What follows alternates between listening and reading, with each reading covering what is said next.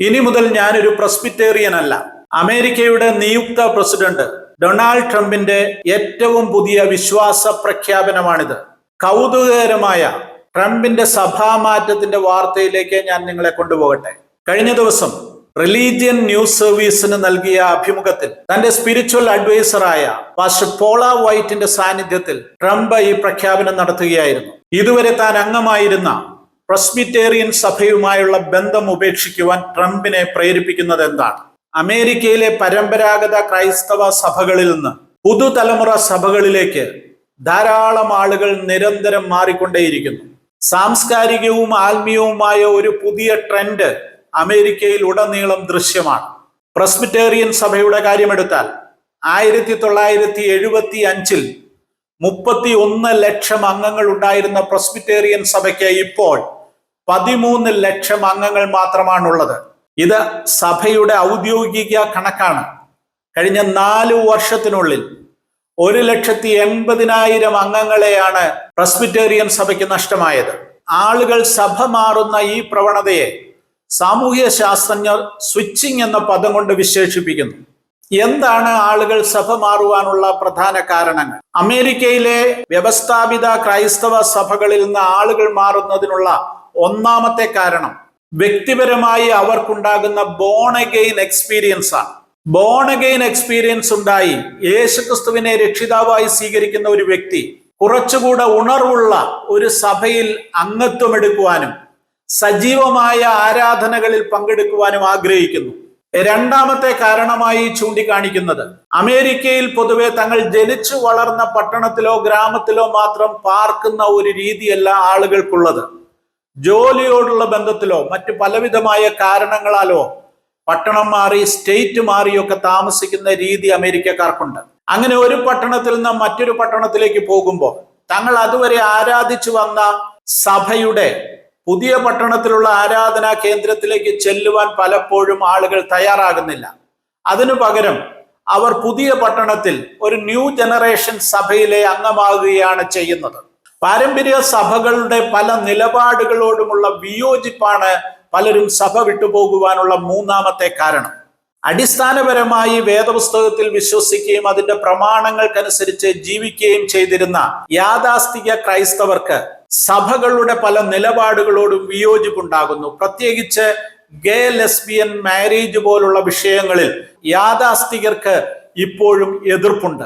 സ്വാഭാവികമായും സഭാ നേതൃത്വത്തോട് കലഹിക്കുവാൻ അവർ തയ്യാറാകുന്നില്ലെങ്കിലും കിട്ടുന്ന ഒരു അവസരത്തിൽ തങ്ങളുടെ സഭ തന്നെ വിട്ടുപോകുവാൻ ഇവർ തയ്യാറാകുന്നു എന്നുള്ളതാണ് യാഥാർത്ഥ്യം. ഇനി ഡൊണാൾഡ് ട്രംപിലേക്ക് തന്നെ നമുക്ക് മടങ്ങി വരാം. ഡൊണാൾഡ് ട്രംപിന്റെ മതവിശ്വാസം സംബന്ധിച്ച് പബ്ലിക് റിലീജിയസ് റിസർച്ച് ഇൻസ്റ്റിറ്റ്യൂട്ട് നടത്തിയ ഒരു അഭിപ്രായ വോട്ടെടുപ്പിൽ 40% അമേരിക്കക്കാരും വിശ്വസിക്കുന്നത് ട്രംപ് ഒരു മതവിശ്വാസിയെ അല്ലെന്നാണ്. തന്റെ രാഷ്ട്രീയ നേട്ടങ്ങൾക്ക് വേണ്ടി, വിജയങ്ങൾക്ക് വേണ്ടി മതത്തെ വളരെ വിദഗ്ധമായി ഉപയോഗിക്കുന്ന ഒരു ബിസിനസ്സുകാരൻ എന്നാണ് ട്രംപിനെ കുറിച്ചുള്ള പൊതുധാരണ. മാത്രവുമല്ല, പ്രസിഡന്റ് സ്ഥാനത്തേക്ക് മത്സരിക്കുന്നതുവരെ ട്രംപ് നയിച്ചു വന്നിരുന്ന ജീവിത ശൈലി, അദ്ദേഹത്തിന്റെ രീതികൾ, അതിസമ്പന്നനായ ഒരു ബിസിനസ്സുകാരന്റെ ആഘോഷപരമായ ജീവിതം, ഇതൊക്കെ കണ്ടിട്ടുള്ള അമേരിക്കക്കാർക്ക് അദ്ദേഹത്തിന് എന്തെങ്കിലും ക്രൈസ്തവ മൂല്യങ്ങളിൽ വിശ്വാസമുണ്ടെന്ന് ചിന്തിക്കുവാൻ അല്പം ബുദ്ധിമുട്ടുണ്ട് എന്നുള്ളതാണ് യാഥാർത്ഥ്യം.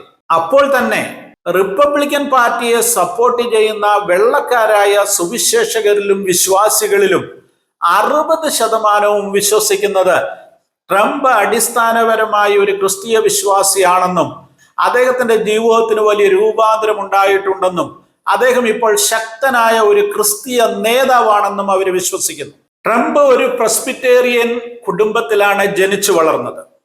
സമീപകാലം വരെ ആ സഭ അംഗത്വം അദ്ദേഹം നിലനിർത്തുകയും ചെയ്തിരുന്നു. എന്നാൽ പതിവായി പള്ളിയിൽ പോകുന്ന ഒരു സ്വഭാവമൊന്നും പ്രസിഡന്റ് ആകുന്നതിന് മുൻപ് വരെ ട്രംപിനുണ്ടായിരുന്നില്ല. ഇടക്കാലത്ത് ന്യൂയോർക്കിലെ മാൻഹാട്ടൻ സിറ്റിയിലുള്ള ചരിത്ര പ്രസിദ്ധമായ മാർബിൾ കൊളീജിയറ്റ് ചർച്ചിൽ അദ്ദേഹം ആരാധനകളിൽ പങ്കെടുക്കുമായിരുന്നു. പ്രസിദ്ധ പോസിറ്റീവ് തിങ്കറും പ്രഭാഷകനും എഴുത്തുകാരനുമൊക്കെ ആയിരുന്ന നോർമൻ വിൻസെന്റ് പീൽ ആയിരുന്നു ഈ സഭയുടെ ഒരു കാലത്തെ ശുശ്രൂഷകൻ. ശക്തമായ സഭാബന്ധങ്ങളോ ആത്മീയ താല്പര്യങ്ങളോ ട്രംപ് മുൻപ് പ്രകടിപ്പിച്ചിട്ടില്ലെങ്കിലും ആദ്യഘട്ടത്തിൽ അദ്ദേഹം പ്രസിഡന്റ് സ്ഥാനത്തേക്ക് മത്സരിച്ചപ്പോൾ അമേരിക്കയിലെ യാഥാസ്ഥിക ക്രൈസ്തവ സമൂഹം അദ്ദേഹത്തോട് കൂടെ നിന്നു. പ്രത്യേകിച്ച് ഇവാഞ്ചലിക്കൽ സമൂഹവും പെന്തക്കോസ്ത് സമൂഹവും മറ്റ് പല പ്രൊട്ടസ്റ്റന്റ് വിഭാഗങ്ങളും അദ്ദേഹത്തോട് കൂടെ നിൽക്കുവാൻ താല്പര്യപ്പെട്ടു. തനിക്ക് പിന്തുണ നൽകുന്ന സമൂഹത്തോട് ചേർന്ന് നിൽക്കുവാൻ ട്രംപും തയ്യാറായതോടുകൂടെ പുതിയൊരു ക്രിസ്തീയ സംസ്കാരത്തിന്റെ ഉയർത്തെഴുന്നേൽപ്പ് അമേരിക്കയിൽ ദൃശ്യമായി. രണ്ടാം തവണ ട്രംപ് തിരഞ്ഞെടുക്കപ്പെട്ടപ്പോൾ ഇത് കുറച്ചുകൂടെ ശക്തമായി നമുക്ക് മനസ്സിലാക്കുവാൻ സാധിക്കും. പ്രസിഡന്റ് കസേരയിലേക്ക് കയറിയിരിക്കുവാൻ പോകുന്നതിന് തൊട്ടു മുമ്പ് തന്റെ ഇതുവരെയുള്ള സഭാംഗത്വം വേണ്ടെന്ന് വെക്കുവാൻ ട്രംപിനെ പ്രേരിപ്പിച്ച ഘടകങ്ങൾ എന്തൊക്കെയാണ് നമുക്ക് പരിശോധിക്കാം.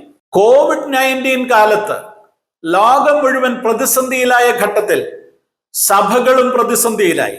എന്നാൽ സഭകൾ, പ്രത്യേകിച്ച് പുതുതലമുറ സഭകൾ, വളരെ പെട്ടെന്ന് സാഹചര്യത്തിന് അനുകൂലമായി പ്രതികരിച്ചു. അവർ ഓൺലൈനിൽ ആരാധനകൾ ആരംഭിച്ചു. ലോകമെങ്ങുമുള്ള ആളുകൾ അല്പം സമാധാനത്തിനു വേണ്ടി, ആശ്വാസത്തിനു വേണ്ടി സ്വന്തം ഭവനങ്ങളിൽ ഇരുന്നു കൊണ്ട് ഈ ആരാധനകളിൽ പങ്കെടുത്തു. കോവിഡ് കാലത്ത് താൻ നിരവധി ആരാധനകളിൽ ഓൺലൈൻ വഴിയായി പങ്കെടുത്തിട്ടുണ്ടെന്ന് ട്രംപ് വെളിപ്പെടുത്തുന്നു. മാത്രവുമല്ല, തന്റെ വിശ്വാസ ജീവിതത്തിൽ അടിസ്ഥാനപരമായ മാറ്റമുണ്ടാക്കിയത് ഈ ആരാധനകളിൽ പങ്കെടുത്തതിലൂടെയാണെന്ന് അദ്ദേഹം വെളിപ്പെടുത്തുന്നു. രണ്ടാമതൊരു കാര്യം കൂടെ അദ്ദേഹം വെളിപ്പെടുത്തുന്നു. കോവിഡ് അനന്തരം തന്റെ ഭാര്യ മെലാനിയോടൊപ്പം നിരവധി പുതുതലമുറ സഭകളിൽ അദ്ദേഹം ആരാധനകളിൽ പങ്കെടുത്തു. ആ ആരാധനകളെ അദ്ദേഹം വിശേഷിപ്പിച്ചത് അമേസിംഗ് എന്ന വാക്കുപയോഗിച്ചാണ്. മൂന്നാമത് ട്രംപിന്റെ രൂപാന്തരത്തിന് കാരണമായ പ്രധാനപ്പെട്ട ഒരു ഘടകം അമേരിക്കയിലെ പ്രമുഖരായ ഇവാഞ്ചലിക്കൽ ലീഡേഴ്സുമായി, പ്രസംഗകരുമായി ഒക്കെ അദ്ദേഹത്തിനുണ്ടായ വ്യക്തിപരമായ ബന്ധമാണ്. ആ കൂട്ടത്തിലാണ് അദ്ദേഹത്തിന്റെ സ്പിരിച്വൽ അഡ്വൈസറായ പാസ്റ്റർ പോള വൈറ്റ് കെയ്നിന്റെ സ്വാധീനത്തെയും നമ്മൾ കാണേണ്ടത്. പ്രസിഡന്റ് ആകുന്നതിന് തൊട്ടു മുൻപ് തന്റെ സഭ മാറുക എന്ന് പറയുന്നത് അസാധാരണമായ ഒരു പ്രവൃത്തിയാണ്. എന്നാൽ ചരിത്രത്തിൽ നമ്മൾ പരിശോധിക്കുമ്പോൾ അമേരിക്കയിലെ മറ്റൊരു പ്രസിഡന്റ് ഇതുപോലെ തന്നെ സഭ മാറിയിട്ടുണ്ട്. സത്യത്തിൽ അദ്ദേഹം സഭ മാറുകയല്ല, തന്റെ വിശ്വാസം പരസ്യമായി പ്രഖ്യാപിക്കുകയായിരുന്നു. ഒരു അമേരിക്കൻ പ്രസിഡന്റ് സഭ മാറുക എന്ന് പറയുന്നത് വലിയ കോളിളക്കമുണ്ടാക്കാൻ സാധ്യതയുള്ള ഒരു വിഷയമായിരുന്നു. 1953 അമേരിക്കൻ പ്രസിഡന്റായി ചുമതലയേറ്റ ഐസൻഹോവറുടെ ജീവിതത്തിലാണ് അത്തരമൊരു മാറ്റം പ്രകടമായത്. ഐസൻഹോവർ ഒരു അനാബാപ്റ്റിസ്റ്റ് കുടുംബത്തിലാണ് ജനിച്ചു വളർന്നത്. അദ്ദേഹത്തിന്റെ മാതാപിതാക്കൾ പിൽക്കാലത്തെ യഹോവ സാക്ഷികളായും മാറ്റപ്പെട്ടു. എന്നാൽ വളരെ ചെറുപ്പത്തിൽ തന്നെ മിലിറ്ററി സ്കൂളിൽ പഠനത്തിന് ചേർന്ന ഐസൻഹോവർക്ക് അവിടെ വെച്ച് ദൈവവിശ്വാസവും മതപരമായ ബന്ധങ്ങളും നഷ്ടപ്പെട്ടു. പിന്നീടുള്ള അദ്ദേഹത്തിന്റെ ജീവിതത്തിൽ അത്തരം പ്രഖ്യാപനങ്ങളോ പ്രാർത്ഥനകളോ ആരാധനകളോ ഒന്നും ഉണ്ടായിരുന്നില്ല. എന്നാൽ പ്രസിഡന്റ് സ്ഥാനത്തേക്ക് അദ്ദേഹം മത്സരിച്ചപ്പോൾ അദ്ദേഹത്തിന്റെ മതവിശ്വാസവും സഭാബന്ധവും ഒരു വിവാദ വിഷയമായി മാറി. പ്രത്യേകിച്ചും ഒരു യാഥാസ്ഥിക അമേരിക്കൻ സമൂഹം തങ്ങളുടെ പ്രസിഡന്റ് ഒരു സഭയിലും ഉൾപ്പെട്ട വ്യക്തി അല്ല എന്നുള്ളത് അംഗീകരിക്കുവാൻ ആ കാലത്ത് ബുദ്ധിമുട്ടായിരുന്നു. രണ്ടാം ലോക മഹായുദ്ധത്തിന്റെ വാർ ഹീറോ എന്നുള്ള ഇമേജോടുകൂടെ മത്സരിച്ച ഐസൻഹോവർ പ്രസിഡന്റ് സ്ഥാനത്തേക്ക് തിരഞ്ഞെടുക്കപ്പെട്ടു. അദ്ദേഹത്തിന്റെ സ്പിരിച്വൽ അഡ്വൈസറായ ലോക പ്രശസ്ത സുവിശേഷകൻ ബില്ലി ഗ്രഹാം അദ്ദേഹത്തോട് പറഞ്ഞു, താങ്കൾ ഏതെങ്കിലും ഒരു ക്രിസ്തീയ സഭയിൽ അംഗത്വം എടുക്കണം. ബില്ലി ഗ്രഹാം ഒരു ബാപ്റ്റിസ്റ്റ് സഭയിൽ അംഗമായിരുന്നെങ്കിലും ഇവാഞ്ചലിക്കൽ രീതിയിലുള്ള പ്രസംഗങ്ങളാണ് അദ്ദേഹം നടത്തിയിരുന്നതെങ്കിലും പ്രസിഡന്റായ ഐസൻഹോവറോട് ഒരു ബാപ്റ്റിസ്റ്റ് സഭയിൽ അംഗത്വം എടുക്കുവാനല്ല ബില്ലി ഗ്രഹാം ആവശ്യപ്പെട്ടത്. താങ്കൾ ഒരു പ്രസ്ബിറ്റേറിയൻ സഭയിൽ അംഗത്വം എടുക്കുവാനാണ് അദ്ദേഹം നിർദ്ദേശിച്ചത്. എന്നാൽ ആ നിർദ്ദേശത്തോടെ അനുകൂലമായി പ്രതികരിക്കുവാൻ ഐസൻഹോവർക്ക് താല്പര്യമില്ലായിരുന്നു. ആ കാലമായപ്പോഴേക്കും അദ്ദേഹത്തിന് ക്രിസ്തുവിൽ വിശ്വാസമുണ്ടായെങ്കിലും അദ്ദേഹം ഒരു സഭയുടെ അംഗത്വം എടുക്കുന്നത് ഒരു രാഷ്ട്രീയ നാടകമായി തെറ്റിദ്ധരിക്കപ്പെടും എന്നുള്ളത് കൊണ്ട് അങ്ങനെ ഒരു സഭയുടെ അംഗത്വം എടുക്കുന്ന ഒരു പ്രഖ്യാപനം നടത്തുവാൻ അദ്ദേഹം തയ്യാറല്ലായിരുന്നു. എന്നാൽ വൈറ്റ് ഹൗസിലെ ഒരു ജീവനക്കാരൻ പ്രസിഡന്റിന്റെ ഈ പ്രതിസന്ധി മനസ്സിലാക്കിയപ്പോൾ അദ്ദേഹത്തോട് ഇപ്രകാരം പറഞ്ഞു, താങ്കൾ അമേരിക്കൻ ജനതയെ കുറിച്ച് ചിന്തിക്കണം.